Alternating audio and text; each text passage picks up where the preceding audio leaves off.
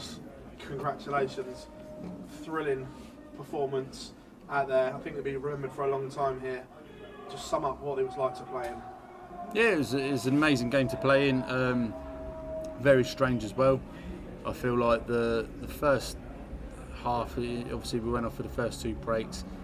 I feel like it was just fighty, wasn't it? It was a bit scrappy. Wasn't the greatest of standards, I don't think, but a bit of fight either way.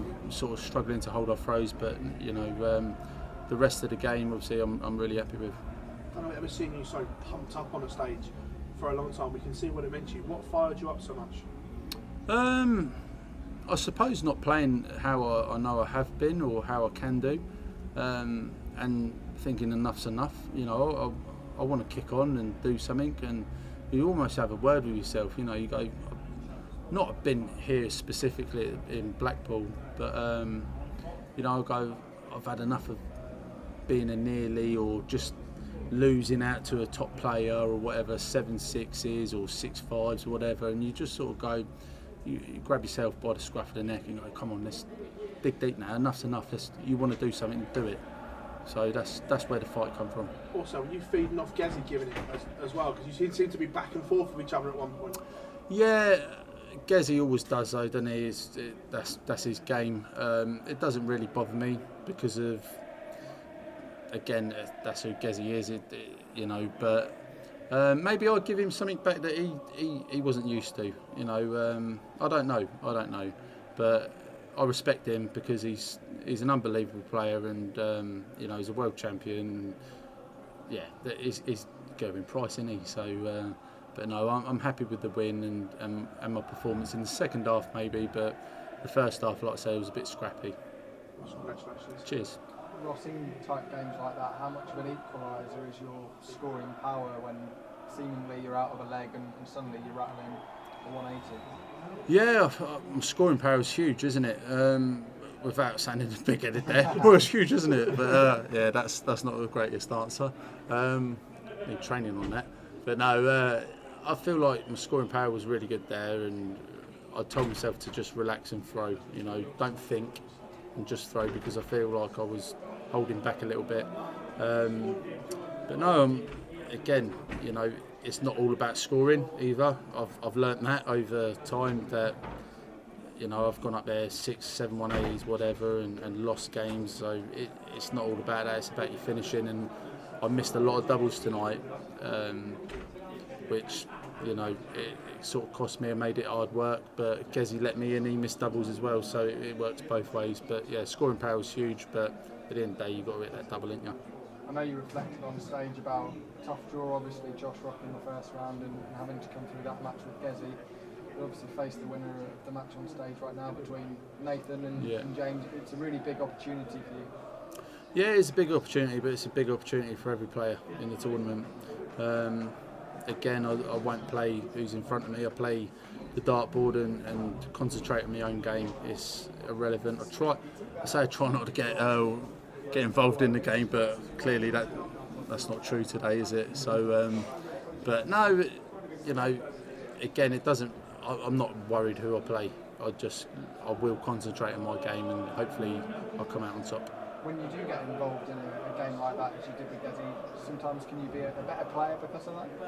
Yeah, you can do. Again, it fires you up. Sometimes it can go against you.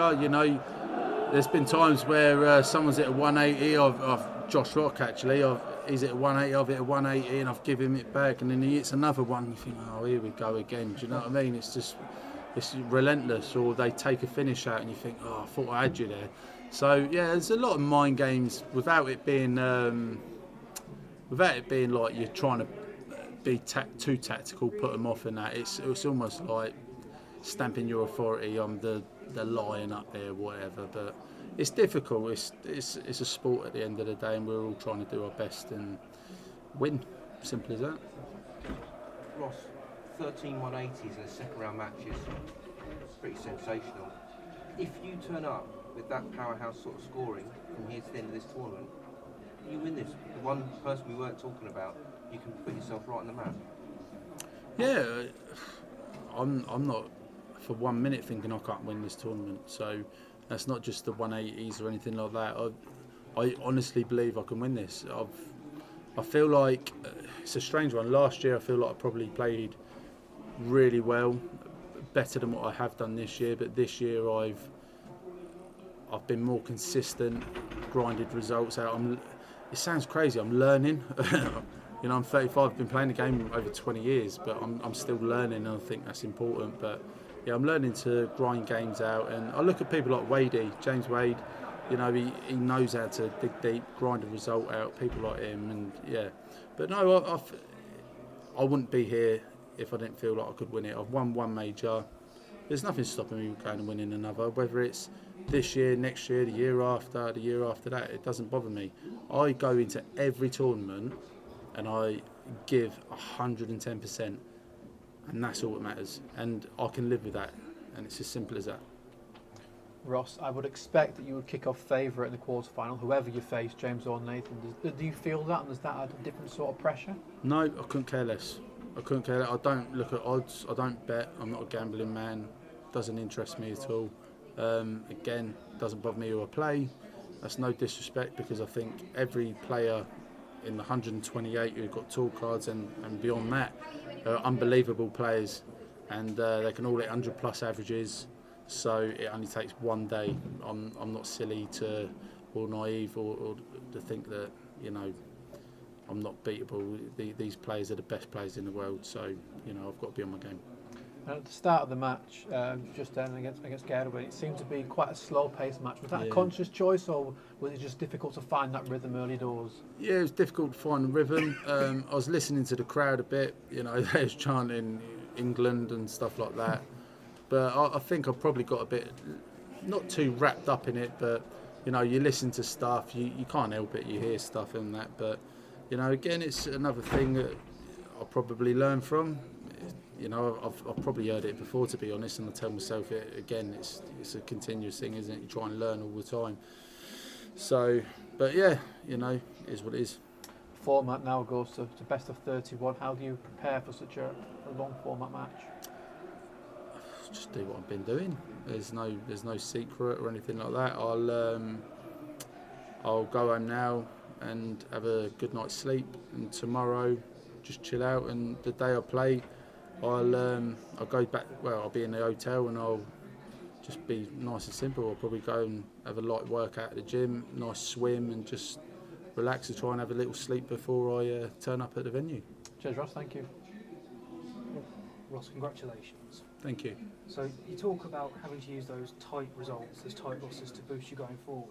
Obviously, Euro Tour already this year, quarter-final, you lost 6-5 to Gerwyn with a ton plus average. So was that in your mind at all as something you could use to move here? No, not really. I sort of thought about it. Things enter your head randomly throughout the day.